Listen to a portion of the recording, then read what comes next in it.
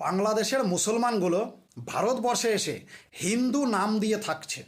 কি কারণে থাকছে, কি উদ্দেশ্যে থাকছে, আর বাংলাদেশ কেন ছাড়ছে, কেন মুসলমানরা বাংলাদেশ ছাড়ছে?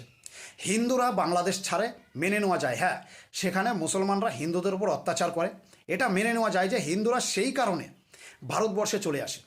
কিন্তু বাংলাদেশি মুসলমানগুলো কোন স্বার্থে ভারতবর্ষে আসছে? আর ভারতবর্ষে আসছে তবুও ঠিক আছে, পার্মানেন্ট হয়ে যাচ্ছে, আর ভারতবর্ষে এসে হিন্দু নাম দিয়ে আইডেন্টি কার্ড, আধার কার্ড, প্যান কার্ড তৈরি করে ভারতবর্ষে থেকে যাচ্ছে। তারা আসলে চাইছেটা কি? বাংলাদেশের মুসলমানরা চাইছেটা কি? তারা কেন হিন্দু হচ্ছে ভারতবর্ষে এসে, আর হিন্দু নাম দিয়ে কেন ভারতবর্ষে থাকছে? তাদের উদ্দেশ্য কি?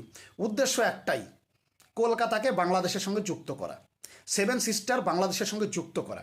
আর এতে সাহায্য করছে, আর এতে সাহায্য যারা করছে আমি বলবো তারাও সমান দোষী। যারা পশ্চিমবাংলার নেতা ফেতা আছে, যারা এদের আইডেন্টি কার্ড, আধার কার্ড বানিয়ে দিচ্ছে, এটা জানা সত্ত্বেও যে এ মুসলমান বাংলাদেশ থেকে এসেছে, একে আমি হিন্দু নামে আইডেন্টি কার্ড করে দিচ্ছি, তারাও সমান দোষী এই পশ্চিমবাংলাকে ধ্বংস করার পেছনে।